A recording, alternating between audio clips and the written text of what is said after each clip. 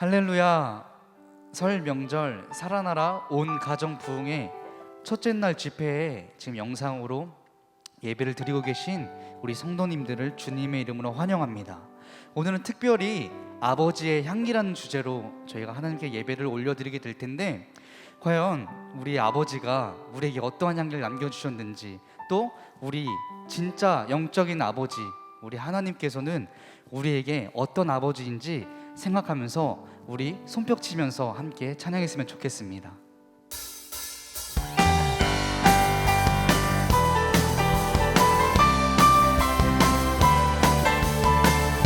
주리 아버지, 주리 아버지, 우리는 그분의 자녀, 예수 우리 형제, 손에 손잡고 하나 되어 함께 걸어가. 한 번 더 찬양합니다. 주리 아버지, 주리 아버지, 우리는 그분의 자녀, 예수 우리 형제, 손에 손잡고 하나 되어 함께 걸어가리. 주께 찬송해, 주께 찬송해, 탬버린으로 주께 찬송해, 손뼉쳐. 주께 찬송해, 춤을 추면서 주께 찬송해, 목소리로 랄랄랄랄랄랄라 랄랄랄랄랄랄라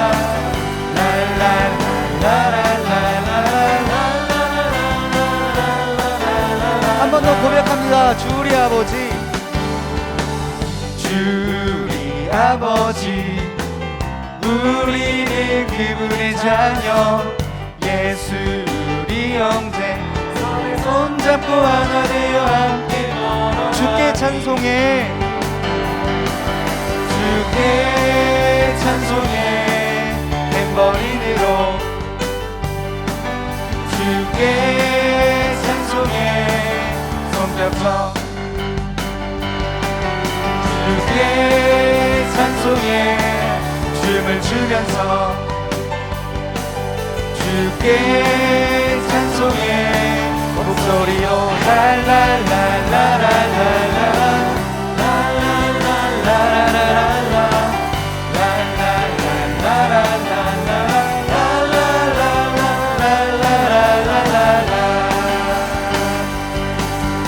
영광 함께 올려드립니다. 할렐루야. 아버지라는 단어만 생각하면은 참 눈물이 많이 고이는 것 같습니다. 누군가에게는 아버지가 참 미울 때도 있었지만, 그럼에도 나를 가장 많이 사랑하신 아버지는 나의 아버지라는 것입니다. 하지만 우리의 진짜 하늘 아버지께서 우리를 바라보시고 우리를 안아주십니다. 오늘 이 살아나라 온 가정 부흥회를 통해서 아버지의 마음을 느끼고 또 아버지의 사랑을 느끼는 그러한 집회가 되었으면 좋겠습니다. 우리 이 시간 마음을 모아 찬양 올려드리도록 하겠습니다. 아바 아버지, 아버지, 아버지, 나를 안으시고 바라보시는 아버지, 아버지, 아버지, 나를 도우시고 힘주시는 아버지, 아버지,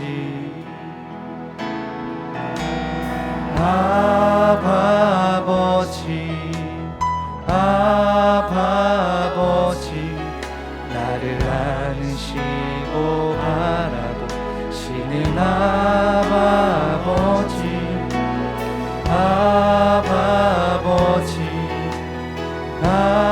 아버지, 나를 도우시고 힘주시는 아버지. 주는 내 맘을 지시고 볼 수 없는 상처 만지시네. 나를 아십니다. 나를 아시고 나를 이해하시네. 내 영혼 새롭게 주는 내 맘을 지시고 볼 수 없는 상처 만지시네. 나를 아시고 나를 이해하시네.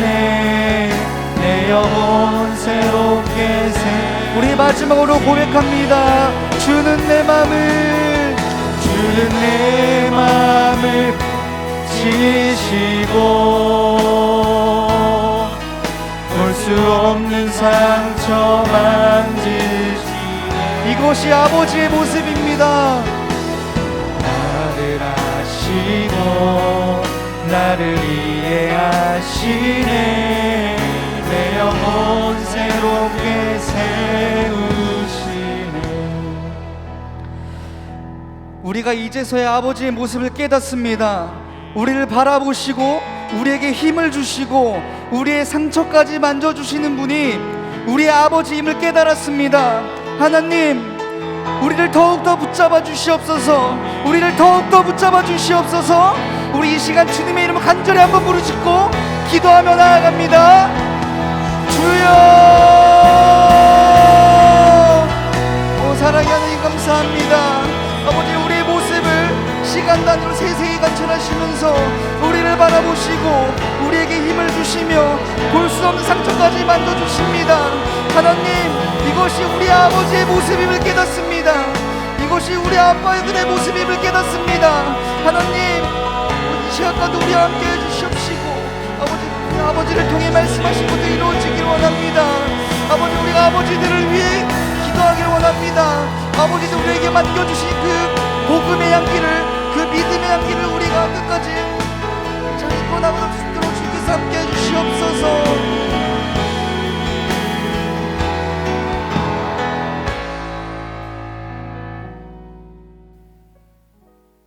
살아계신 하나님, 이 시대에도 여전히 일하시면서 가정을 세우시고 가정을 통해서 이 땅에 생육하고 번성하며 무엇보다도 하나님 나라 확장하시는 일을 하고 계심을 믿습니다.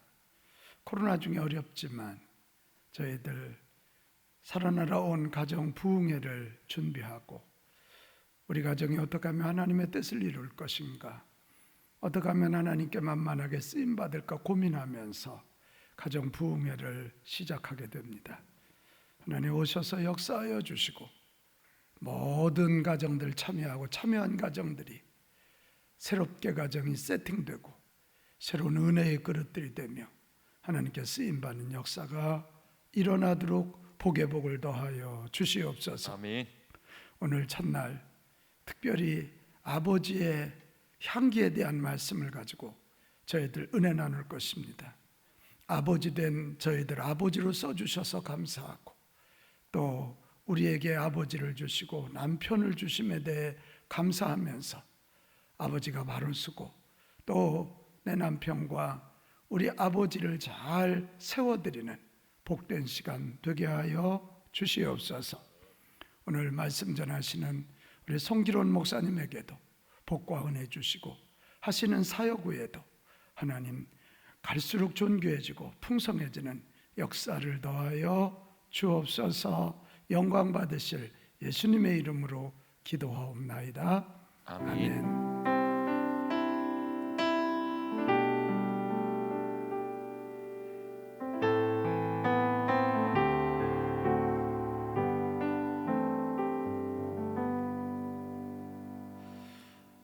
설명절 맞이해서 살아나라 온 가정 부흥회에 오신 여러분 진심으로 환영합니다.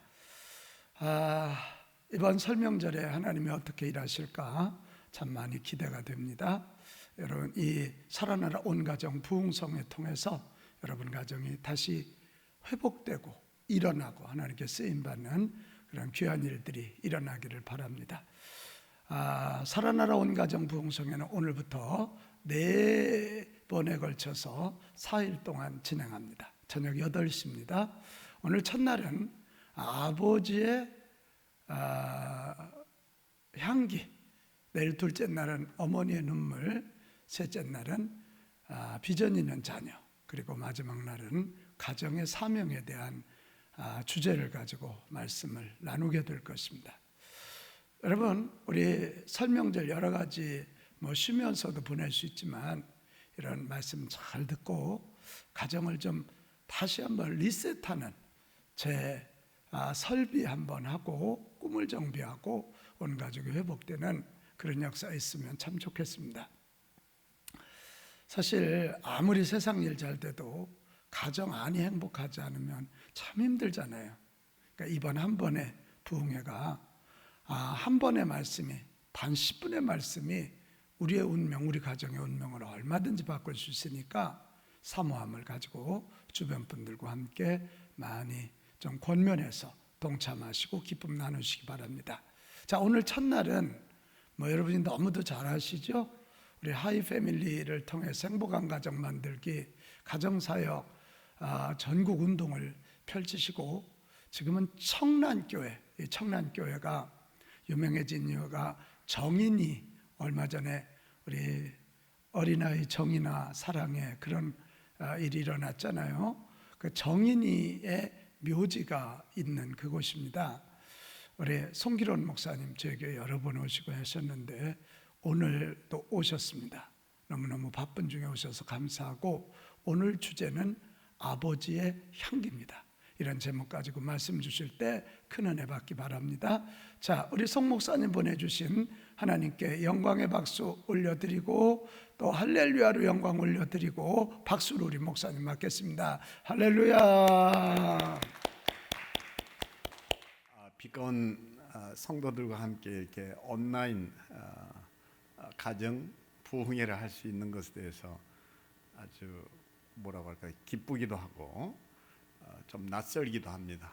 설이 뭐냐 그랬을 때 설에서 설설 긴다, 낯설다, 설리금 이게 이제 설이라고 하는데요. 우리도 속히 이 모든 일에 익숙해지고 또 코로나 상황 속에서도 여전히 빛의 사람들이 우리 빛가운 성도들 되기를 소망해 봅니다. 제가 이전에 그 경북대 총장을 지내신 박찬석 그 총장님의 글을 읽고 아버지의 향기가 이런 것이 아닐까 하고 깊이 느꼈던 일이 있습니다. 그분의 글을 좀 먼저 소개해 보겠습니다. 나의 고향은 경남 산청이다. 지금도 비교적 가난한 곳이다. 그러나 아버지는 가정 형편도 안 되고 머리도 안 되는데 아들인 나를 대구로 유학을 보냈다. 대구 중학을 다녔는데 공부가 하기 싫었다. 그 결과는 1학년 여름방학 때 성적표로 나타났다. 1학년 8반 석차 68명 중 68등 꼴찌를 했다. 부끄러운 성적표를 갖고 고향으로 가는 어린 마음에도 아버지를 생각하면 그 성적을 내밀 자신이 없었다. 당신이 교육을 받지 못한 한을 자식을 통해 풀고자 했는데 꼴찌라니. 끼니를 제대로 잊지 못하는 소장농을 하면서도 아들을 중학교에 보낼 생각을 한 아버지를 생각하면 그냥 있을 수 없었다. 인과로 기록된 성적표를 석차 68명 중 1등으로 고쳐 아버지에게 보여드렸다. 아버지 어머니는 보통 학교도 다니지 않았으므로 내가 1등으로 고친 성적표를 알아차리지 못하였다. 참으로 다행한 일이었다. 대구로 유학한 아들이 집으로 왔으니 친지들이 몰려와 찬석이는 공부를 잘했더냐고 물었다. 아버지는 앞으로 봐야지. 이번에는 1등을 했는가 배. 명순, 그러니까 아버지 이름인데요. 명순이는 자식 하나는 잘 둬서 1등을 했으니까 책거리를 해야지. 당시 아버지는 처가살이를 했고 우리 집은 동네에서 가장 가난한 살림이었다. 이튿날 강에서 미역을 감고 돌아오니 아버지는 한 마리뿐인 돼지를 잡아 동네 사람을 모아놓고 잔치를 하고 있었다. 그 돼지는 우리 집 재산 목록 1호였다. 기가 막힌 일이 벌어진 것이었다. 아버지 하고 불렀지만 다음 말을 할 수가 없었다. 그리고 달려나갔다. 그 뒤로 나를 부르는 소리가 들렸다. 겁이 난 나는 강으로 가 죽어버리고 싶은 마음에서 물속에서 숨을 안 쉬고 버티기도 했고 주먹으로 내 머리를 내리치기도 했다. 충격적인 그 사건 이후 나는 달라졌다. 항상 그 일이 머리에 떠올랐기 때문이다. 그로부터 17년 후 나는 대학 교수가 되었다. 그리고 나의 아들이 중학교에 입학했을 때, 그러니까 내 나이 45살이 되던 날, 부모님 앞에 33년 전의 일을 뒤늦게 사과하기 위해 어머니 중학교 1학년 때 1등은요 하고 시작하려는데 옆에서 담배를 피우시던 아버지는 알고 있었다. 그만해라. 민우가 듣는다. 그 민우는 손자 이름인 거죠. 자식의 위조한 성적표를 받아들고도 돼지를 잡아 잔치를 하신 부모님 마음을 박사이고 교수이고 대학 총장인 나는 아직도 감히 물을 수가 없다. 세상에 많은 아버지들이 있는데 아버지는 과연 어떤 존재일까를 우리는 묻게 됩니다.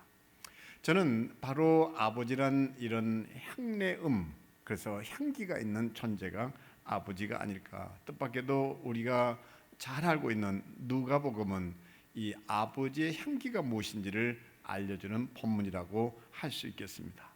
이 말씀을 좀 풀이하기 전에 한 자매의 얘기를 좀 꺼내보려고 하는데, 이 자매가 남편을 변화시키기 위해서 정말 몸부림을 치는데 도무지 남편은 변화될 생각을 않는 거예요. 이럴 때 보통 가정에서 있는 아내들의 투정이겠죠. 이 자매는 하나님 앞에 매달려 기도하기 시작합니다. 하나님 살아계세요? 살아계신다면 제발 제 남편 좀 사랑 좀 해봐줘요. 그러면 제가 제 남편 변화시킬 수 있을 텐데, 아니 하나님 제발 다른 남편들 사랑하는 거 1000분의 1, 10,000분의 1, 100,000분의 1만이라도 제 남편 좀 사랑해줘 봐요. 그러면 제가 제 남편 변화시켜 볼게요. 하나님 뭐라고 그랬을 것 같아요? 하나님이 이렇게 대꾸하셨어요. 딸아, 네 남편은 네가 사랑해라. 변화시키는 건 내가 해보마. 근데 우리는 참 착하게 살죠.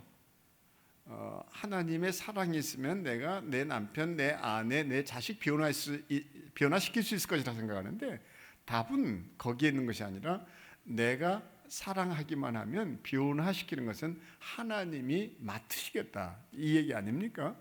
그렇다면 사랑이 뭘까? 이것을 다시 되묻게 되는데, 우리가 시편 23편을 구약 성경의 꽃이라 부른다면 신약의 꽃은 고린도전서라 말할 수 있을 겁니다. 거기에 아름다운 고백, 어떤 고백인가요? 사랑의 정의 또는 사랑에 대한 고백이 이렇게 이어집니다. 사랑은 오래 참고, 사랑은 온유하며, 사랑은 시기하지 아니하며, 사랑은 자랑하지 아니하며, 교만하지 아니하며, 무례히 행하지 아니하며, 자기의 유익을 구하지 아니하며. 이랬을 때 이게 사랑은 하는 거기에다가 우리는 이 단어를 빼내고 거기에다 아버지는, 그러면 이게 아버지가 어떤 향기를 지닌 분이신가가 그대로 노출된다, 이렇게 얘기할 수 있겠습니다. 이를테면 아버지는 오래 참고, 아버지는 온유하며, 아버지는 시기하지 아니하며, 아버지는 자랑하지 아니하며, 교만하지 아니하며, 아버지는 무례히 행치 아니하고, 아버지는 자기의 유익을 구하지 아니하며, 아버지는 성내지 아니하고, 아버지는 악한 것을 생각하지 아니하고. 여기에 이 4절에 아버지는 무례히 행하지 않고 자기의 유익을 구하지 아니하고 성내지 아니하며 악한 것을 생각하지 아니한다는 이 아버지의 향기를 누가복음 15장에서 흠뻑 이렇게 들이킬 수 있고 맛보고 마실 수 있다. 무슨 얘기일까요? 우선 집 떠난 자식이 이제 돌아옵니다. 누가요? 둘째예요. 그때 그 큰 형, 그러니까 형이 취하는 태도가 이제 아버지의 자식에 대한 태도와 이게 대비되면서 여기에 이 사절이 그대로 고스란히 노출되는 것을 볼 수 있습니다. 우선 여기 작은 아들도 뭐 형이나 다를 바 없이 아버지한테 무례했던 것이 사실이잖아요. 뭐가 무례했던 겁니까? 그러니까 사랑은 무례히 행치 아니한다 그런데 요즘 한마디로 말해서 이제 가정 안에 숱한 폭력은 뭔가 하면 다른 것이 아니라 내 소유라는 생각 때문에 자식을 내 마음대로 할 수 있다고 생각하니까 자식한테 무례한 행위를 하는 거거든요. 이게 가정 폭력이라고 저는 여기는데요. 우선 이 폭력 그랬을 때 이 폭력에는 뭐가 있습니까? 정서 폭력도 있습니다. 언어 폭력도 있습니다. 경제 폭력도 있습니다. 신체 폭력도 있어요. 이것이 다 뭔가니 사랑의 행위라고 포장을 했지만 자식에게 무례히 행해서는 안 되는 무례한 행위라 이렇게 얘기할 수 있겠습니다. 그것은 거꾸로 자식도 아버지에게 무례할 수 있습니다. 자, 뭘까요? 둘째 아들은 아버지께 재산 중에서 내게 돌아올 분깃을 내게 주어. 생각해 보세요. 당시에 이 아버지를 부르는 이 호칭이 참 재밌는데 우선 다시 한번 정리를 해드리자면 이제 큰 아들은 아버지를 아버지로 인정하지 않죠. 그러니까 아버지께 성경은 이렇게 정확하게 표현합니다. 아버지께 이게 뭐가 생략이 되는 거 아니? 아버지가 생략이 됐습니다. 이를테면 제가 우리 두 아이가 어렸을 적에 이제 전화를 걸면 작은 녀석의 그 통화 방식이 늘 이랬습니다. 아빠인데, 너 지금 뭐 하냐? 오늘 잘 지냈냐? 야, 이 녀석아, 내 아빠 좀 이렇게 얘기해 보면 안 되냐? 내 아빠, 응? 생각해 보세요. 저는 제 어머니 아버지하고 통화할 때도 항상 대화하는 방식이 이렇습니다. 예 어머니 맞습니다. 그럼요 아버지 그렇게 하세요 아버지. 아버지 말씀이 맞죠. 예 제가 그대로 따르겠습니다. 예 아버지 전화 끊습니다. 생각해 보세요. 우리는 선생님 불러도 yes sir 이렇게 얘기하잖아요. 예 선생님. 근데 여기 보면 단순한 것 같지만 큰아들은 아버지를 아버지라고 인정하지 않았다는 게 아버지께. 그러니까 여기에 깨 이랬지 그 아버지를 아버지라고 부른 거 아니거든요. 근데 둘째는 그나마 이제 아버지여 내가 하늘과 아버지께 죄를 지었사오니 아버지여 아버지를 부르죠. 어찌됐든 여기 둘 다 무례하지 않습니까? 처음에 내게 돌아올 분깃을 달라는 이 행위조차도 아버지께는 무리한 일이었습니다. 당시 아버지의 권위는 어디에 있었는 거 아니? 재산권의 행사에 있었던 거지요. 그러니까 아버지가 재산을 나눠주기 전에 재산을 먼저 탐하고 그것을 꺼내는 것 자체가 불경스러운 일이었거든요.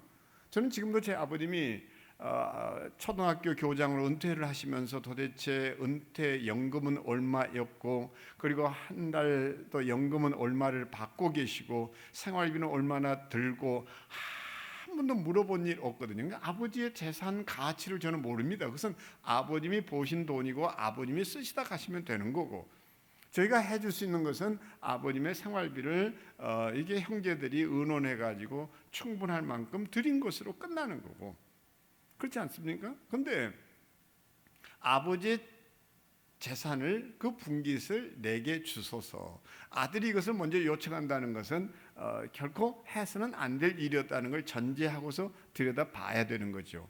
그리고 돌아온 그 아들을 놓고 이 아이가 보이는 반응이 뭔가 하니 다 이런 따위라는 거죠. 무례히 행했다. 무례히 행했다.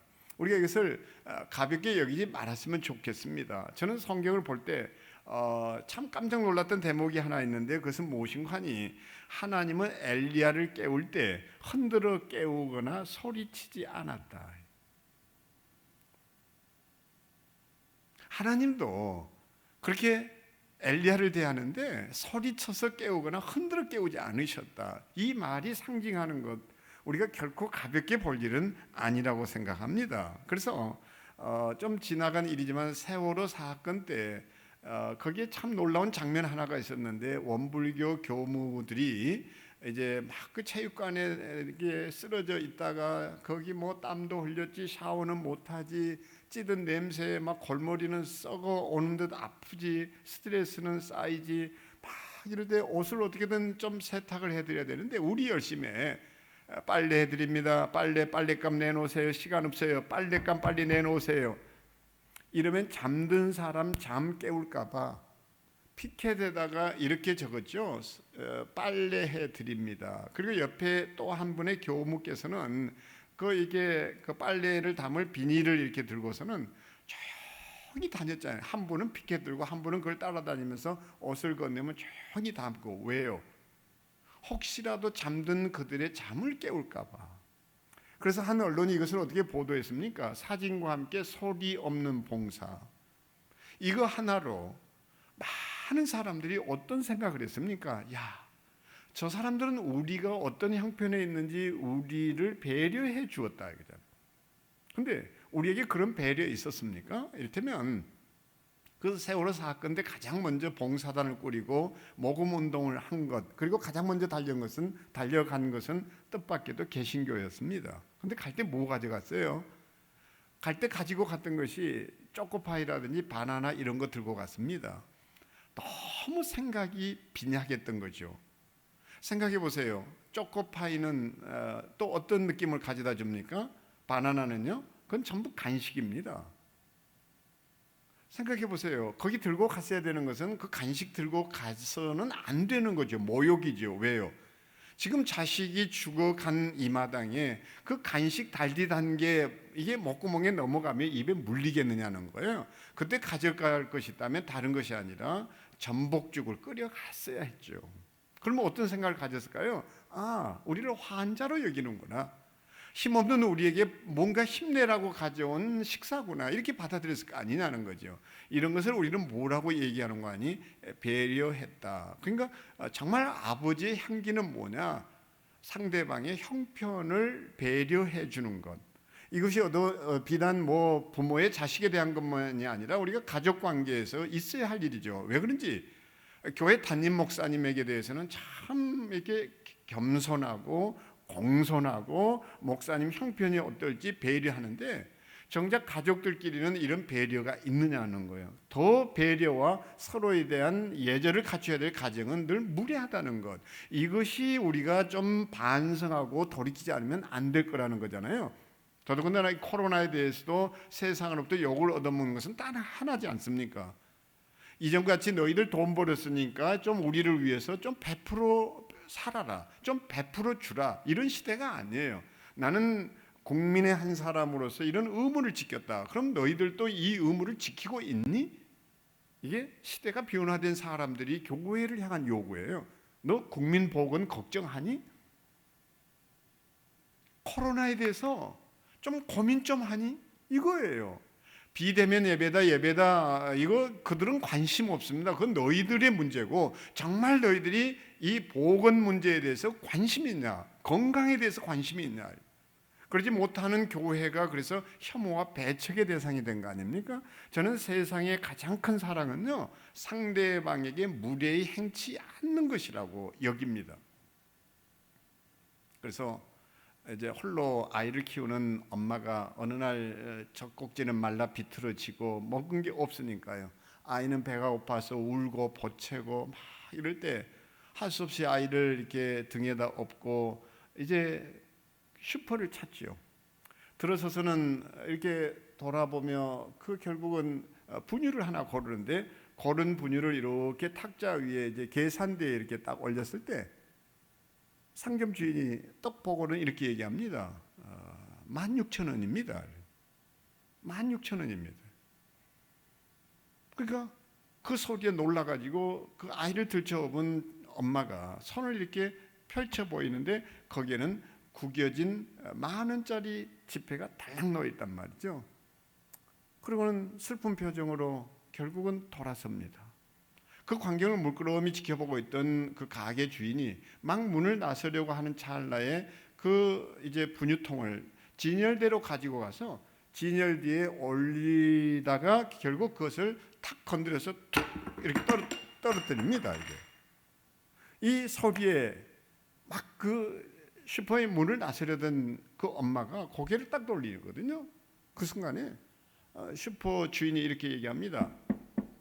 아줌마, 찌그러진 분유통은 반값이면 됩니다. 희색이 만면에서 돌아선 그 젊은 엄마에게 분유통을 건네주고 10,000원짜리를 받은 다음에 2,000원 거스름돈과 함께 건넵니다. 이분은요, 한마디로 말하면 그 8,000원으로 자기 자신에게 천국을 선물하고 있었던 거예요. 그래서 우수하다는 우수의 우자가 어떤 건지 아시죠? 뛰어나다. 숫자는 빼어날 수. 근데 숫자를 자세히 들여다보면요, 우수하다 할 때 이 빼어날 수와 이제 우자가 근심하다, 사람 인변 이렇게 되어 있거든요. 그러니까 상대방의 사람을 근심해 주는 것이 우수한 사람이에요. 저는 우리 아빠들이 다른 어떤 것보다 정말 가족들에 대해서 빼어난 아버지를 넘어서서 정말 우수한 아버지일 수는 없을까? 그 우수하다는 우자가 그래서 이와 같이 상대방에 대한 근심과 걱정을 할 수 있는 것이라는 걸 놓치지 않았으면 참 좋겠습니다. 부부관계도 마찬가지일 거라고 생각합니다. 아주 오래전에 제가 이런 시를 한번 써본 일이 있는데요. 내가 슬퍼하고 괴로워할 때 나의 방식대로 내버려 두고 당신의 방법을 강요하지 마십시오. 합당한 길이 있다고 말할 필요도 없습니다. 사람들은 누구나 각각의 특성과 자신의 시간표를 가지고 있습니다. 때문에 성격, 감정, 태도가 당신과 같아져야 한다고 여기지 마십시오. 내가 동일한 아픔과 시련을 겪어야 했던 이들과 만나는 것을 허락해 주십시오. 하나님께서 완전한 치유자이지만 사람을 사용한다는 것을 믿습니다. 내가 사람을 구할 때 믿음 없는 사람이라고 정죄하지 마십시오. 내게 변화가 있더라도 인정해 주시고 벗어나는 일이 있더라도 용납해 주십시오. 내가 더러 눈물 지을 때 나약한 사람이라고 질책하지 마십시오. 나로 하여금 울게 해 주십시오. 혹 울지 않더라도 냉혹한 인간이라고 비판하지 말아 주십시오.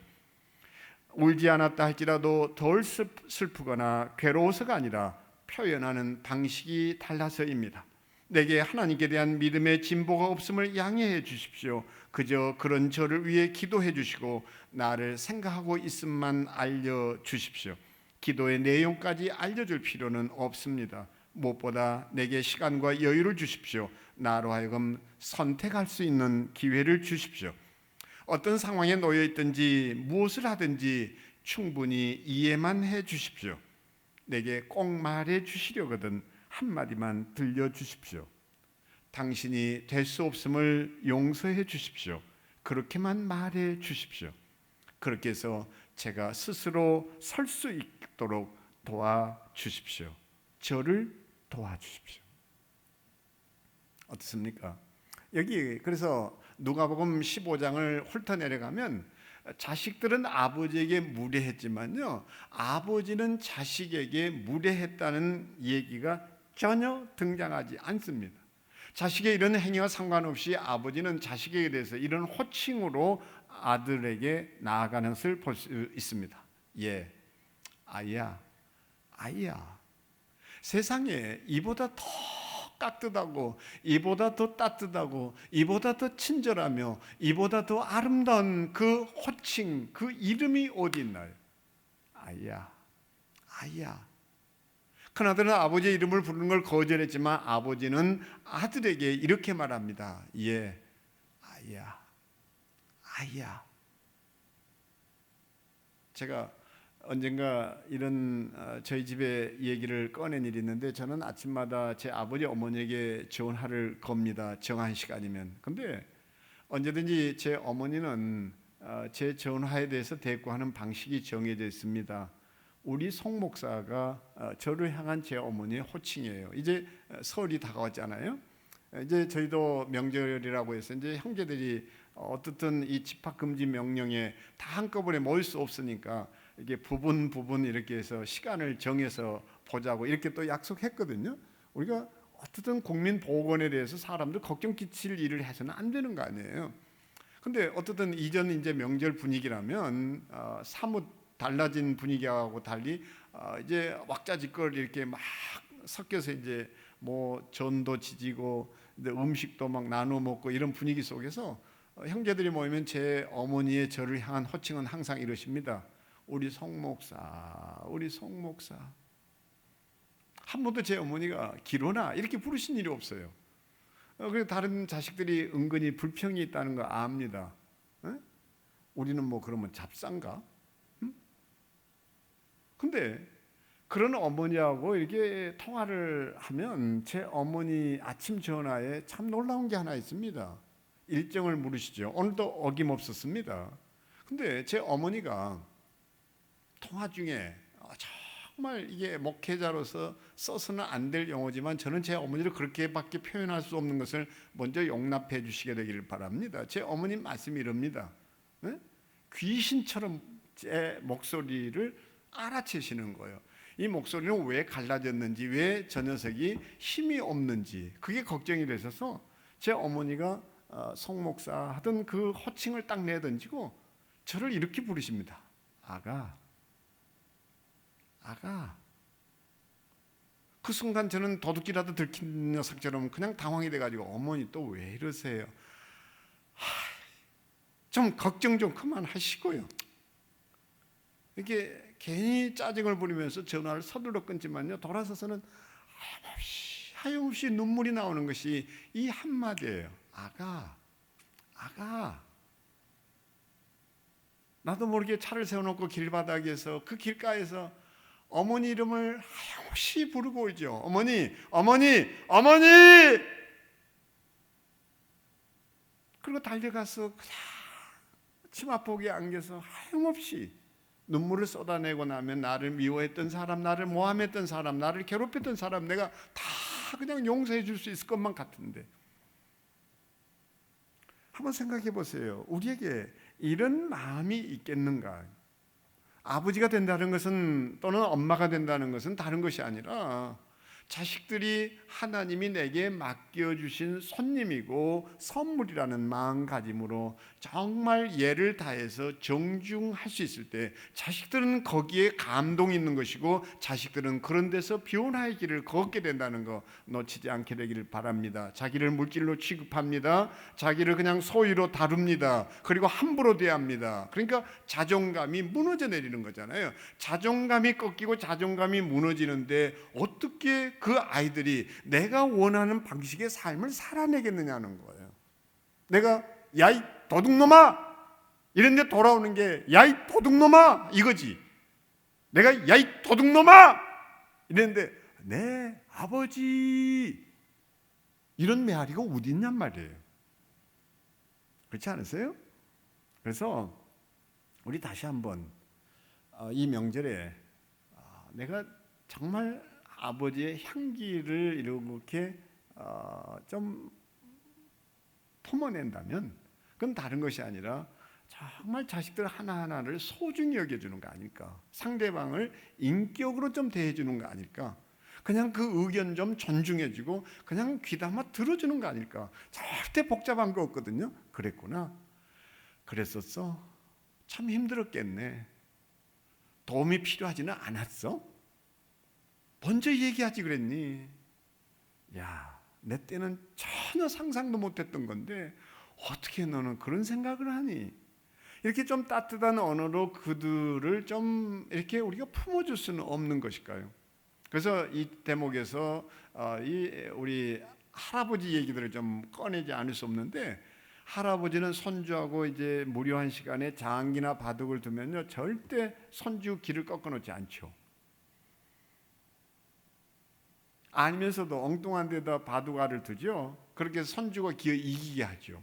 그렇게 해서 손주가 이겼다고 막 할아버지 꺾었다고 이러면 또 자존심 상해가지고 할아버지가 나는 맛이 갔나? 이런 할아버지가 어디 있어요? 골마루부터 까죠. 1,000원짜리를 꺼내죠. 손주에게 건넵니다. 옛다 이놈아. 그러고 하는 말이 이 녀석 여기 지혜비 닮아가지고 보통 머리가 좋은 놈이 아니라고 지혜비 닮았다고 그러죠. 이게 뭔가니 할아버지는 관계를 빌드업했습니다. 관계 건축가였어요. 그걸 통해서 아버지하고 관계를 그렇게 기초석을 놓고 계셨던 것이 할아버지였죠. 할아버지가 건넨 것은 더더군다나 돈 1,000원 아니었죠. 뭐를 건넸어요? 자존감을 건넸던 거죠. 그러니까 할아버지 밑에 큰 자녀들이요, 자존감이 그 아이에게 용기와 힘이 되는 거죠. 그게 그 사람의, 그 자녀의 품격이 되는 거예요.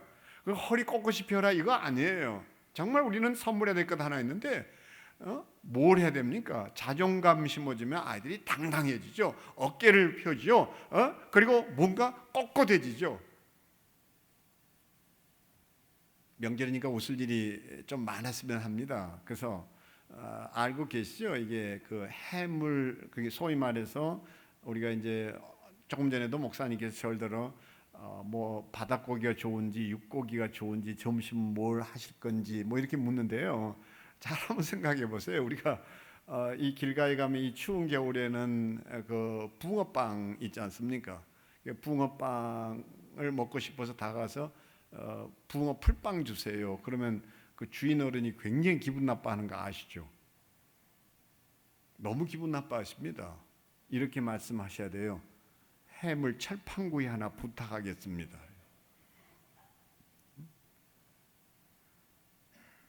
그러면 상대방이 자존감이 높아져요. 최근에 저는 이런 새로운 직업을 하나 소개받았습니다.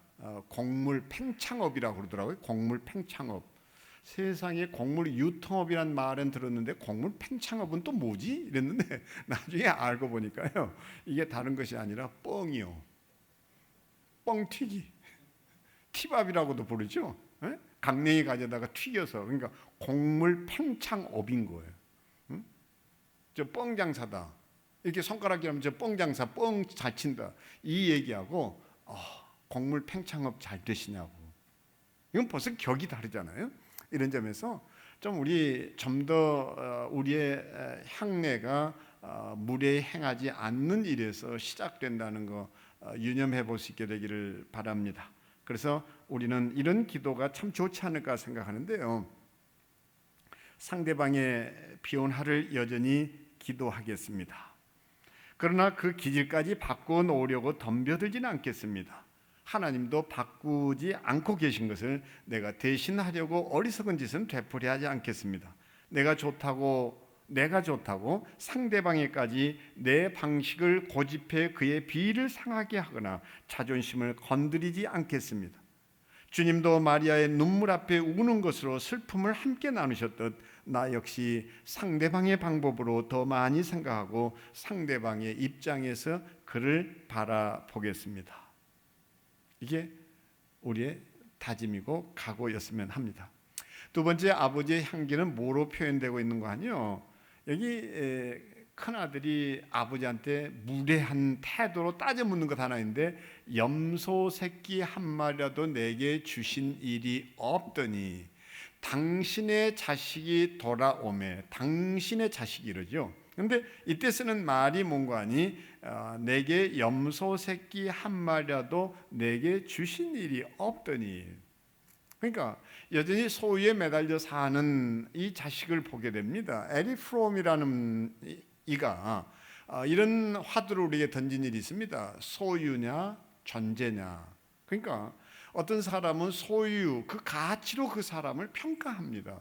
저 사람이 뭐 이게 이마에다가 예를 들면 오늘 아침 뉴스를 봤는데 뭐 이게 다이아몬드를 뭐 몇십억인지 몇백억짜리를 이렇게 박아가지고 자기 존재 가치를 드러내려고 했지만 사람들이 그 사람을 볼 때 그것으로서 존경할까요? 아니, 이제는 뭐 다이아 반지를 끼다 못해 이제 그것까지도 어떻게 이마에다가 그걸 박아가지고 그래서 그 사람이 정말 대단해질까요? 이런 방식으로 사람들은 소유를 통해서 자신의 가치를 드러내려고 합니다. 그래서 나는 이런 것을 가진 사람이다. 그러니까 몇 평 아파트에 사는지, 어느 지역의 아파트인지, 수도권에 사는지, 지방에 사는지, 농촌인지, 어촌인지, 이 모든 것들이 다 뭐가 관련되어 있는 거 아니? 소유와 관련되어 있어요. 근데 진정 사람의 가치는 소유를 통해서가 아니라 존재 그 자체로 그 가치를 가진다. 그저 너라는 존재가 아빠에게는 기쁠 뿐이다. 너가 1등을 했으니까 아빠가 너 때문에 뭐 체면을 세우게 됐고 자랑거리가 생겨서 너 참 고맙다. 이게 아니라 그저 너는 너 자체로만 내게 고마울 뿐이다. 근데 이게 정말 쉽지 않지 않습니까? 저는 우리가 살면서 다른 어떤 것은 몰라도 그 자녀들에 대한 태도가 이러해야 한다고 생각합니다. 하나님께서 내게 부탁하고 내게 잠시 맡겨주신 하나님이 보내신 하나님의 선물이다. 어떤 목사님이 이게 아이가 없어가지고 참 많이 자녀를 갖기를 소망했다고 합니다. 그 교인들도 그렇게 열심히 목사님 가정에 정말 새 생명을 다하려고 기도하죠. 그러다 어느 날 정말 사모님이 임신을 하시게 됩니다. 근데 아이를 이제 출산을 앞두고 참 교인들의 그 간절한 기도가 있었고, 그렇게 출산을 하는데 태어난 아이는 뜻밖에도 중증 장애를 가지고 있었던 거였습니다. 그 아이를 받아들고 목사님은 정말 혼란에 빠지죠. 그러면 뭐 나는 나지만 성도들이 그렇게 열심히 기도했는데 성도들한테 이 소식을 전했을 때 성도들은 또 얼마나 실망할까요? 그래서 정말 머리가 하얗게 변할 때까지 그 고민을 되풀이하다가 끝내 아내가 걱정이 돼서 다가갔더니 아내는 이미 그 사모님은 눈치를 채고 내 아이한테 무슨 일이 있는 거죠. 말을 못하고 그냥 한숨을 푹 쉬고 고개를 꺾는데 그 사모님이 뜻밖의 얘기를 하는 거예요. 어젯밤 주님이 내게 이렇게 말씀하셨다. 이 아이를 누구에게 맡겨야 이 아이를 진짜 사랑해 줄까? 두루 찾는데 그렇게 간절한 기도가 있는 이 가정을 보고 이곳에 이 생명 맡겨두면 이들이 기도로 그 사랑으로 이 아이 키워주지 않을까 해서 너희 가정을 선택했노라. 그 말에 목사님도 하염없이 울고 그 말을 꺼낸 사모님도 하염없이 울기 시작합니다. 그 얘기를 전해 들은 제가 부산에 있을 때, 지금은 이름이 이제 바뀌었지만 호산나 교회에서 마침 그날 저녁에 이 17명의 장애우들을 위한 사랑부를 신설하는 그날 저녁에 우리가 그 순간에 다 눈물로 기도했죠. 하나님, 저 17명의 귀하고 귀한 생명들을 맡길 데가 없어서 우리 교회에 선택해 주셨습니까? 우리 교회에 선택해 주신 주님의 그 사랑 감사합니다. 저 아이들 맡아 우리가 기르겠습니다. 근데 아이들이 이 무대에서 똑바로 걷고 싶어요. 찬양을 하고 뒤뚱거리면서 걷는데 저는 아직도 그때 그 장면 잊지 못합니다. 다시 말씀드리지만 정말 유익, 이것 보고 우리 자녀들 뭐 이렇게 저렇게 평가하는 것보다 그냥 자녀들 그 존재 자체로 우리가 좀 받아들일 수 없을까요? 그래서 칼릴 지브란이 자녀에 대해서 물었을 때 이런 기가 막힌 답을 하죠.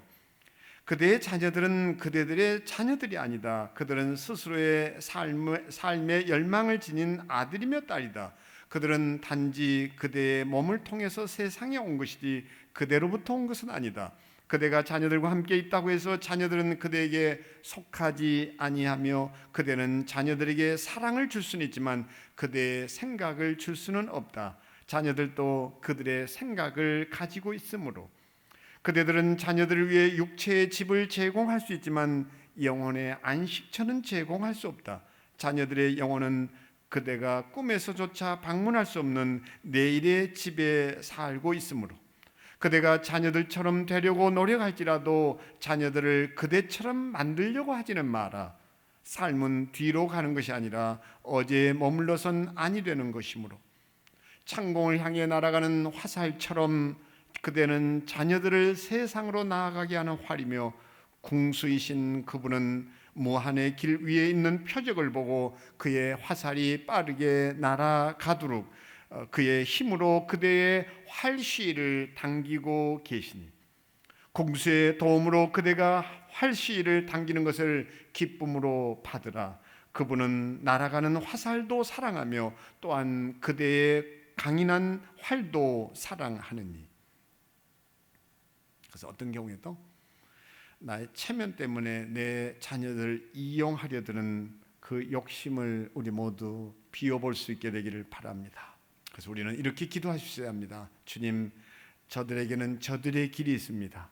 저들이 저들이어서 행복할 수 있게 해주시고 나 때문에 그 아이들이 해야 할 일들을 포기하거나 그들이 나의 체면 때문에 마음 상하는 일이 없도록 도와주십시오. 나의 욕심보다는 아이들이 행복한 그 길을 기뻐하는 부모, 아빠 되고 싶습니다. 성공해서 행복한 것이 아니라 행복해서 성공한 삶을 살도록 이제 제 삶의 방식을 바꾸겠습니다. 사실 좀 부끄러운 고백인데 저는 제 아들을 성공시키기 위해서 무척 많이 노력을 했던 좀 무자비한 아빠였습니다. 큰 녀석에게 대해서 나름 좀 불만도 있었습니다. 이 녀석은 어떻게 된지 소유에 대해서 관심이 많은지, 그 뭘 가지고 챙기고 막 그러니까 이 녀석은 돈이 있어가지고 이런 물건 하나를 사면 이게 마음에 들면 다행인데 마음에 안 들면 밤새 지 동생 꼬셔가지고 팔아먹어버리는 녀석. 그럼 제가 그 아이 참 많이 야단쳤거든요. 야, 이 자식아, 형제들에게 물건 사고 파는 게 형제냐 이 자식아? 차라리 주지 이놈아. 둘째 녀석 보고는 야, 이 자식아, 그 돈이면 중고 2개 산다. 2개 사. 넌 왜 그렇게 어리석냐 이 자식아? 근데 이 녀석이 오늘 이런단 말이죠. 돈을 이렇게 헤아리다가 지 엄마한테 그랬다는 거예요. 엄마, 난 돈 헤아리고 있을 때가 참 행복해요. 그때 제가 뭐라고 그랬는지 아세요? 야, 이 자식아, 목사 아들이 됐으면 좀 돈 소리 좀 그만해라 이 자식아. 좀 경건한 건 관심이 없냐? 그런 제가 요즘은 돈을 너무 사랑하잖아요. 응? 돈 헤아리고 있을 때가 행복하다는데요. 자식은요 딱 하나입니다. 그냥 행복하게 해주면요 성공의 길 걸어요. 성공시키려고 하니까 자꾸 불행해지는 거예요. 결국 그 녀석은 지 소원대로 회계학을 전공했습니다. 그래서 요즘 회계 많이 하고 삽니다.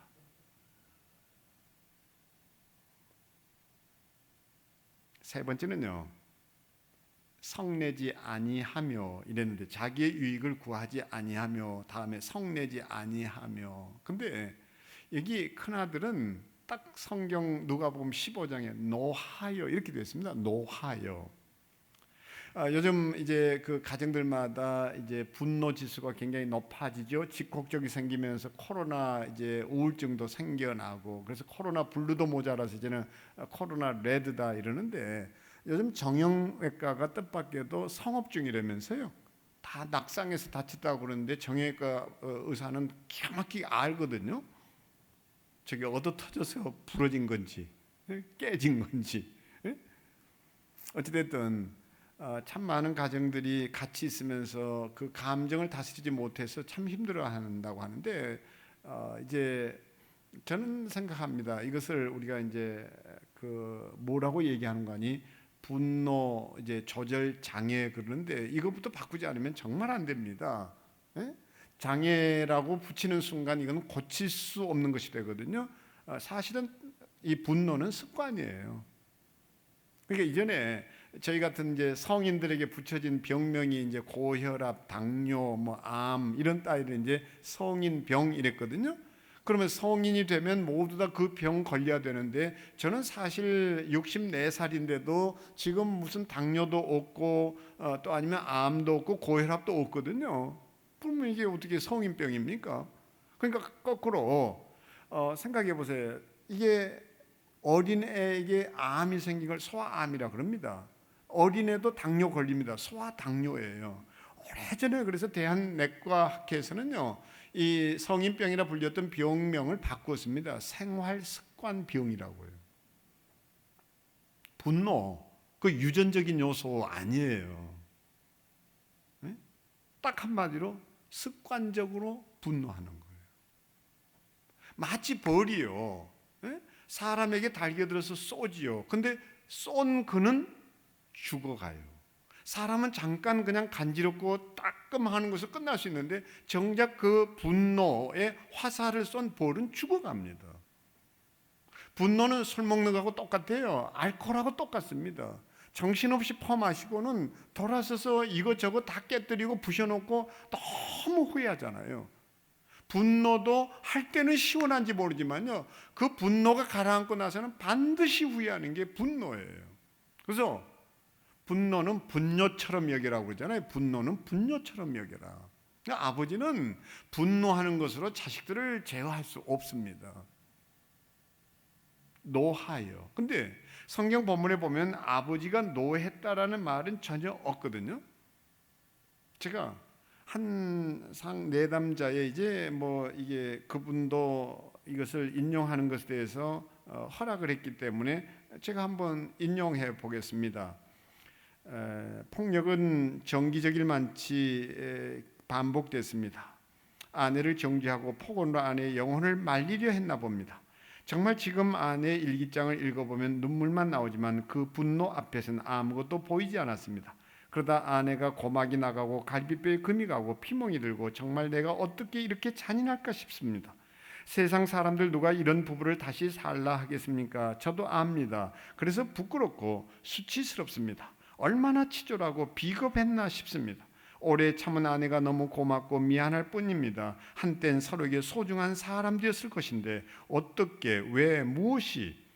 하나님께 그동안 수없이 묻고 또 물었습니다. 그러나 누구나 자기 합리화를 하는 습성이 있어서 저도 언제나 아내의 죄만 보았습니다. 아내의 허물만 보였습니다. 평소 다정다감한 성격도 아니었고 분이 많은 성격이라 쉽게 폭력으로 이어졌습니다.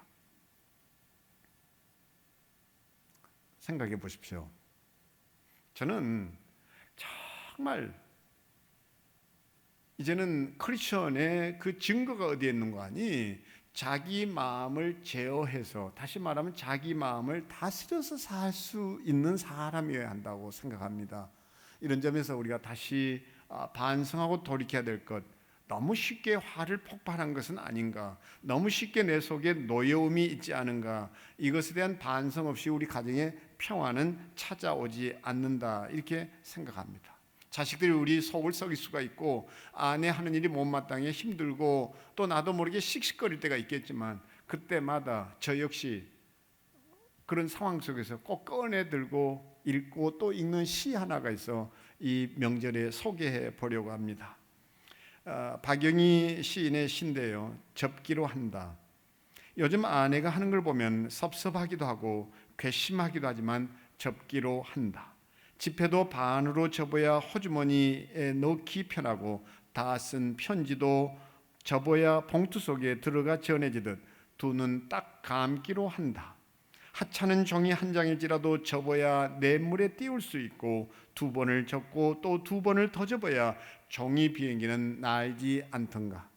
살다 보면 이슬비도 장대비도 한순간 햇살에 배겨나지 못하는 우산 접듯 반만 접기로 한다. 반에 반만 접기로 한다. 나는 새도 날개를 접어야 둥지에 들지 않던가.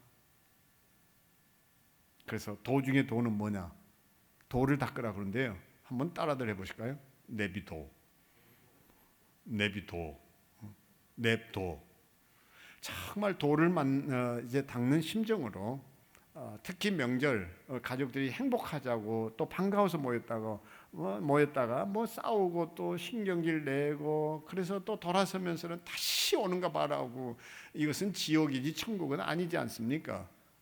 우리 다시 한번 아버지의 향기는 성내지 아니하며, 성내는 것이 결코 의로울 수 없다라는 이것을 기억할 수 있게 되기를 바랍니다. 마지막으로 우리가 아버지의 향기를 어디에서 발견할 수 있는가? 그것은 다른 것이 아니라 이제 마지막 우리가 이렇게 한번 성경을 살펴볼 수 있게 되기를 바라는데, 악한 것을 생각지 아니하며. 근데 큰아들은 뭐라고 고발합니까? 창기와 함께 먹어버린. 아니, 당시에 무슨 CNN 방송이 있었습니까? 지금처럼 카카오톡을 할 수 있었습니까? 페이스북을 할 수 있었습니까? 먼 나라로 떠나 가본 일도 없는 그 동생에 대한 정보를 어떻게 얻었기에 창기와 함께 먹었다고 고발하고 있습니까? 여기 악한 생각이잖아요. 분명히 둘째 아들은 그 재산을 허랑방탕하여 낭비했다고 그러는데, 거기 음녀의 꾀임에 속았는지 그럴 수도 있겠지만, 또 아니면 주식 투자를 하다가 날렸을 수도 있고, 아니면 어떤 사람에게 속아서, 또 아니면 소비 중독증에 걸려가지고 결국은 과소비를 했을 수도 있는데, 어떻게 딱 한 가지 악한 생각을 해서 창기와 함께 먹어버렸다. 교회도 참 나쁜 게요. 여름 수련회 가서 이제 그 롤플레이라고 그래서 뭐 총극도 하고 이러면 이 어린 아이들도 왜 꼭 그 이제 작은 아들을 묘사할 때 꼭 여자로 분장한 그런 또 팔짱을 끼고 뭐 성희롱하는 것을 그대로 노출해 가지고 술 먹어. 뭐 이런 이상한 것만 그 묘사를 하냐는 거예요. 그게 허랑방탕입니까? 그래서 제가 뭐 이런 농담을 한번 했는데, 춘향이 엄마는 기생이다, 이거를 영어로 이렇게 묘사하죠. 춘향 마들 is 니나노 캡틴 큐. 그래서 왜 술 먹는 것만 자꾸 묘사하냐 이거예요. 이건 참 잘못된 거죠. 우리 속에 그런 게 있다라는 건데, 타락은 이제 뭐 술 먹는 술자석에서 시작되는 게 맞긴 하지만, 어찌되든 창기와 함께 먹어버린. 이런데 아버지는 그 아들의 악한 생각과 그 고발에도 불구하고 아들을 향한 용서를 더 이상 거두어 드리지 않죠. 이미 베푼 용서를 다시 뒤바꾸지 않죠. 과거를 캐묻지도 않죠. 악한 것은 생각지도 않는다. 저는 이 말이야말로 참 아름다운 우리 인생의 향례가 아닐까. 용서한 것을 또 끄집어서 또 다시 써먹고 하는 것은 개가 토한 것을 먹는 거나 다를 바 없잖아요. 부부싸움 할 때도 보면 과거사 그냥 왜 그렇게 머리는 좋은지 다 기억해 놔가지고, 몇 년도에 당신이 이래가지고 뭐 어땠고, 당신은 이런 습관이 있고, 계속 고발을 하고 거기다 자기 해석까지 덧붙이면 화가 그냥 머리끝까지 찢어가. 당신은 뭐 그런 게 없고 이래가지고 결국 이제 피까지 건드리게 되고, 당신은 피는 못 섬긴다고. 장모님이 장인한테 맨날 그랬지 뭐 이렇게 또 소리 지르고, 그러면 당신 피는 어떻고? 아버지 성질 대단하지 뭐. 당신 성질도 똑같구만. 이렇게 해서 어쨌든 가정이 풍비박산되지 않습니까? 다시 한번 말씀드리지만, 우리 모두 딱 한 가지, 기억지도 아니하며, 이것을 우리 마음속에 생각하면서 어떤 경우에도 악한 것은 좀 지워낼 수 있으면, 그래서 언어를 써도 밝은 단어를 쓰면 좋을 게 참 많지 않습니까? 저는 우리 직원들한테도 그런 교육을 종종 합니다. 커피 그라인더가 고장 난 날 손님이 와가지고 방문객이 커피 주세요, 아메리카노입니다, 이랬을 때 너 뭐라고 대꾸할 거냐? 커피 그라인더는 고장 났는데. 그럼 되게 이러죠. 죄송합니다, 저 커피기가 고장 났는데요, 저 믹스커피 드리면 안 될까요? 에라이 이 녀석아, 너는 해고감이다, 해고감. 딱 할 수 있는 거 하나 있죠. 커피 그라인더 고장 났다는 얘기는 절대 입에도 끄집어내면 안 됩니다. 이순신 장군도 내가 죽었다는 거 알리지 마라고 그랬는데, 커피 그라인더인들 자기 죽었다고 그러면 커피 그라인더 기분이 좋겠냐 이거예요. 너 그때 할 수 있는 말 딱 하나다고 그랬습니다. 뭡니까? 저 오늘은 차의 날입니다. 커피는 아예 꺼내지도 말고 오늘은 차의 날이다. 새로운 날을 창조해라. 그리고 송 목사님이 여기 포포 입자를 직접 재배해 가지고 만들어 놓은 건데, 이 항암 효과가 탁월합니다. 해체와 재구성이라 부른다. 좀 재구성해라. 재구성은 긍정이다. 제가 헬스센터에 갈 때 참 놀랬던 거 하나 있는데 어느 날 이렇게 보니까 손님이 다가섰다가 그 온수가 나오는 게 고장이 났는데 찬물이 확 쏟아지니까 화들짝 놀란단 말이에요.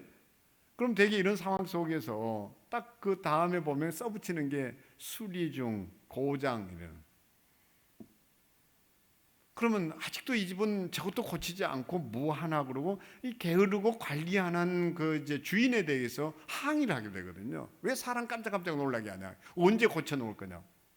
근데 그 다음 날 봤더니요, 거기에 뭐라고 써져 있는 거 아니 딱 이렇게 쓰여 있는 거예요. 냉수 전용. 냉수 전용.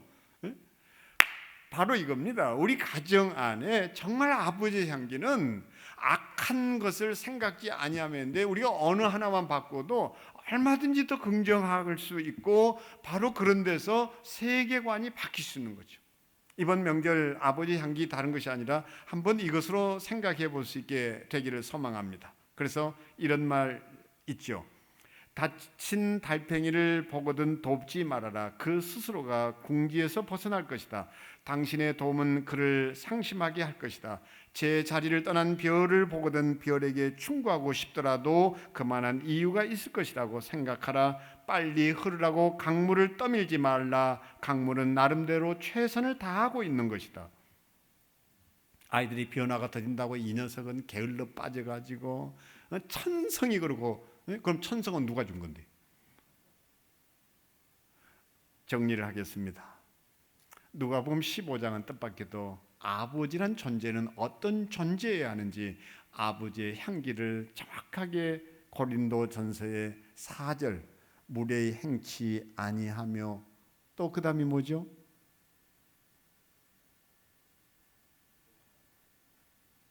무례히 행치 아니하며, 우리 장로님 지금 몇 분이 여기에 참여해서 듣고 계시는데 아마 딴 방향으로 흘러간 것 같습니다. 어떻든 자기의 유익을 구하지 아니하며, 셋째가 뭐죠? 무례히 행치 아니하며 자기의 유익을 구하지 아니하며, 셋째가 저도 이제 헷갈리기 시작했습니다. 성내지 아니하며, 그리고 마지막이 뭐였습니까? 악한 것을 생각지 아니하며. 이 네 가지를 우리 삶의 지표 삼아 멋있는 아버지로 빛가운의 성도들이, 또 빛가운의 남성들이 변해 가고 또 그 변화를 볼 수 있게 되기를 소망합니다. 기도하겠습니다. 하나님 아버지, 사랑은 성내지 아니하며, 아니 아버지는 성내지 아니하며, 아버지는 자기의 유익을 구하지 아니하며, 아버지는 악한 것을 생각하지 아니하며, 아버지는 성내지 아니하며, 이 모든 아버지의 향기를 이제는 구체적으로 우리의 삶의 실천에 정말 아버지됨의 나의 인생의 성공 여부를 측정하고 그 가치로 살아내는 빛가운 성도들 되기를 소망합니다. 명절 여러 가지 우리 인생사에 경험할 수 없는 직콕적이 되어서 이제는 보고 싶은 부모를, 형제들을 볼 수도 없는 상황 속에 우리 모두 특별한 집회를 통해 다시 한번 옷깃을 여미고 새로운 삶을 다짐할 때 주께서 이 4일의 과정을 축복해 주옵소서. 그래야 우리 모두 안부를 묻고 사랑을 나누며 다시 한번 우리 가문이 행복의 명가, 믿음의 가족들 되는 걸 꿈꾸고 엎드리는 시간 되게 해 주옵소서. 우리 주 예수 그리스도 이름으로 기도하옵나이다. 아멘. 할렐루야. 오늘 송 목사님 통해서 많은 말씀, 많은 은혜 받으셨죠? 아멘. 우리 목사님과 또 함께 하신 하나님께 감사합니다. 감사합니다. 자, 이 시간 같이 찬양하고 오늘 함께 기도하는 시간 가질 건데요, 저는 오늘 아버지에 대한 말씀 들으면서 떠오르는 찬양이 하나 있었습니다. 우리 육신의 아버지도 계시지만 육신의 아버지보다 우리를 더 사랑하시는 하나님 아버지입니다. 우리 언제나 강물 같은 주의 은혜로 이 찬양 부르시고 난 다음에 우리 오늘 같이 기도하는 시간 갖도록 하겠습니다. 우리 다 같이 힘껏 찬양합시다. 언제나 강물 같은, 언제나 강물 같은 새롭게 빛나 내 영혼 새롭게 빛나 창조의 하나님이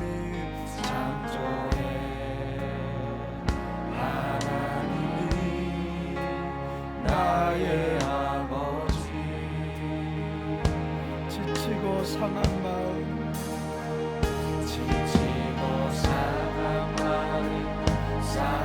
싸매주시고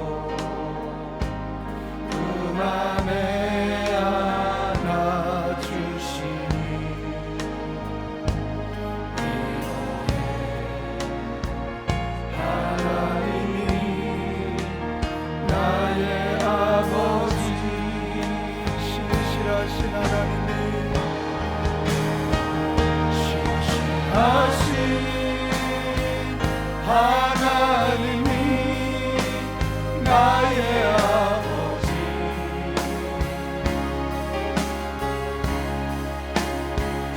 실수하지 않으시는 하나님 나의 아버지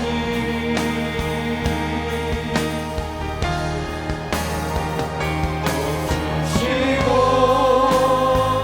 지키시며 은혜와 평강을 베푸시니 축복의 하나님이 나의 아버지 독생자 예수님을 이 땅에 보내 독생자 예수님을 이 땅에 보내 내 죄를 대속해 하시 구원의 하나님 하나님이 나의 아버지 절망의 순간마다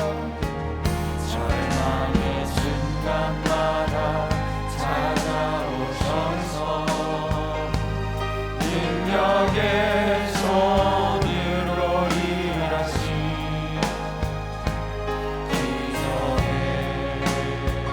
하나님이 나의 아버지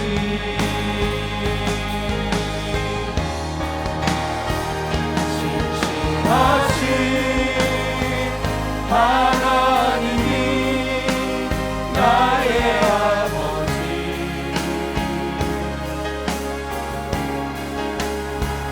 실수하지 않으시는 하나님이 나의 아버지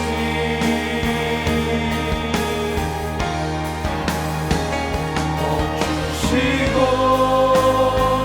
지키시며 은혜와 평강을 베푸시니 축복의 하나님이 나의 아버지 이 시간 같이 기도하겠습니다. 아버지들은 두 손을 가슴에 얹읍시다. 그리고 아내 여러분 남편을 붙잡으십시오. 자녀들 아빠를 위하여 기도하시되 아빠의 몸에 타치하십시오. 그리고 이 시간 이렇게 기도합니다. 우리 아버지들 저 같은 걸 남편 되게 하시고 아버지 되게 해주셔서 감사합니다. 그래서 이 땅에 또 다른 생명을 낳고 가정 천국 이루는 가정의 제사장으로 삼아주신 거 감사합니다. 하나님 쓰시기에 만만한 영성 있는 아버지, 말씀을 가르치는 아버지, 가족을 축복하는 아버지가 되겠습니다. 우리 부족한 거 회개하고요. 여러분 아내들이요 또 자녀들이요 이 시대들은 남편들이 아버지들이 참 순환을 당하는 그런 시대라고 합니다. 남편은 아내의 지지가 필요하고 아버지들은 자녀들의 지지가 필요합니다. 우리 이 시간 위하여 함께 기도하겠습니다. 우리 주여 한번 외치고 같이 기도합시다. 주여 하나님 아버지 나같이 부족한 것을 남편 되게 하시고 아비 되게 하시며 감사합니다. 정말 하나님 아버지가 이 땅을 창조하시고 우리를 구원하시고 정말 언제나 강물 같은 은혜로 우리를 덮어주시고 독생자 예수님까지 보내시면서 우리를 구원해 주셔서 지치고 상한 마음 감사하시고 언제나 안아주셨습니다. 절망의 순간마다 찾아오셨습니다. 기적을 베풀어 주셨습니다. 성실하신 하나님 아버지, 내가 그런 아버지 되기를 원합니다. 내가 그런 아버지 되기를 원합니다. 너무 부족합니다. 너무 부족합니다. 주여 은혜를 베풀어 주시고 정말 우리 가족 마음껏 축복하시고 마음껏 사랑하시는 저희들 모두가 되도록 인도하시옵소서. 제가 아버지입니다. 제가 아버지입니다. 제가 아버지입니다. 하나님 감당할 영권, 감당할 인권, 넉넉한 신앙의 성공, 믿음과 말씀을 허락하시옵소서. 아버지 그래서 이 가정 잘 리드하겠습니다. 하나님을 축복하고 자녀들을 축복하겠습니다. 하나님 함께하여 주옵소서. 하나님 제가 남편을 위하여 기도합니다. 제가 우리 아버지를 기도로 바칩니다. 주여 아버지는 항상 건강한 줄 알았고 우리 아버지는 늙지 않는 줄 알았습니다. 내 남편은 나의 지지와 격려가 필요합니다. 우리 아버지는 나의 기도가 필요합니다. 나의 사랑이 필요한 걸 오늘 알았습니다. 하나님 내가 아내로 남편 섬기고 내가 아들과 딸로서 우리 아버지에게 기도하며 잘 섬기겠습니다. 내 남편에게 우리 아버지에게 힘과 용기를 주시옵소서. 하나님 언제나 잡아주시고 낭망하지 않게 하시고 실망하지 않게 하시고 절망하지 않도록 아버지여 잡아주시옵소서. 우리 주님 예수 그리스도의 이름으로 기도하옵나이다. 아멘. 자, 여러분 오늘 아버지로 기도했고 아버지를 위해서 기도했는데 이런 기도가 계속 이어질 수 있기 바랍니다. 자, 내일은 어머니의 눈물이라는 주제 가지고 저희 아내인 김춘실 사모가 강의하도록 또 집회를 인도하도록 그렇게 하겠습니다. 내일 저녁에도 많이들 들어오십시오. 8시입니다. 8시에 많이들 들어오시고 특별히 가정에 문제 있는 분들 함께 들어오셔서 은혜 나누고 어머니가 서면 되지 않습니까? 어머니입니다. 어머니. 그래서 여러분 내일 저녁에도 큰 은혜 있기를 바라고 이번 가정 부흥회를 통해서 또 감사헌금 부흥회니까 우리 감사헌금들을 드리잖아요. 이 감사헌금은 우리 다음 세대들 우리 장학금으로 쓰도록 그렇게 하겠습니다. 다음 세대들이 얼마나 필요합니까? 우리 교회에도 다음 세대, 이 나라에도 다음 세대, 우리 가정의 다음 세대. 우리 교회는 2월 말 3월 초에 우리 장학생 또 선발해서 하는데 그뿐만 아니라 우리 정말 극상품 무화과나무와 같은 다음 세대들을 위해서 우리가 이 장학금으로 사용할 테니까 여러분 가정에서 하나님이 감동 주시는 대로 이 부흥에 매 시간 감사함을 올려드리도록 그렇게 하시면 좋겠습니다. 자, 기도하겠습니다.